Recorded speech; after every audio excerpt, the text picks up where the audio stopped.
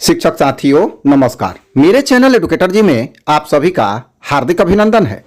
माले विधायक तथा शिक्षक नेता संदीप सौरभ जी ने शिक्षकों की छुट्टियों में की गई कटौती तथा विद्यालय के समय सारणी में की गई बढ़ोतरी शिक्षकों को संघ बनाने तथा उसकी सदस्यता को लेने पर बहुत बड़ी बात कही है।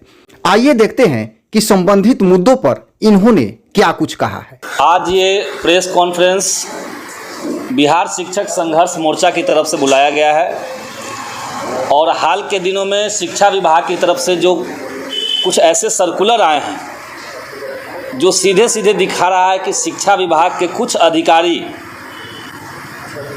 और मैं खास करके कहना चाहूँगा कि उसमें शिक्षा विभाग के अपर मुख्य सचिव के पाठक ये नहीं चाहते हैं कि शिक्षा विभाग के भीतर लोकतांत्रिक तरीके से पठन पाठन का कार्य हो। हाल में एक प्रेस रिलीज़ या नोटिफिकेशन शिक्षा विभाग से ये आया है कि कोई भी शिक्षक बिहार के हों वो किसी शिक्षक संगठन से नहीं जुड़ सकते हैं। इतना ही नहीं बल्कि सरकार की या शिक्षा विभाग की किसी भी नीति की कोई आलोचना वो कहीं नहीं कर सकते हैं, न मीडिया के माध्यम से, न अपने सोशल मीडिया के माध्यम से, न अखबारों में। हमें लगता है कि ये जो आदेश जारी हुआ है, ये जो फरमान जारी हुआ है, ये पूरी तरीके से लोकतंत्र विरोधी है और देश के संविधान का आर्टिकल 19(1)(c) जो कहता है कि किसी भी नागरिक को संगठित होने का अधिकार है, ये उसकी अवहेलना करता है। आर्टिकल 19(1)(c) ये कह रहा है कि हर नागरिक संगठित हो सकता है और अपना बार्गेनिंग पावर बढ़ा सकता है और विशेष परिस्थिति में ही इस अधिकार को ख़त्म किया जा सकता है, स्थगित किया जा सकता है।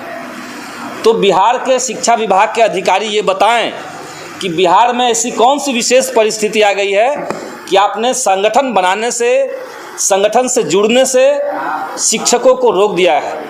और इतना ही नहीं बल्कि विश्वविद्यालय के जो शिक्षक संगठन हैं, जो रजिस्टर्ड संगठन हैं, और देश भर में यूनिवर्सिटी और कॉलेज के जो शिक्षक संगठन हैं, उन्होंने इतिहास में अपनी महत्वपूर्ण भूमिका निभाई है। दिल्ली यूनिवर्सिटी का due to, Delhi university teachers association या JNUTA, इन शिक्षक संगठनों ने बड़े ऐतिहासिक और साहसिक आंदोलन किए हैं, सरकार की नीतियों में अपना प्रभाव डाला है।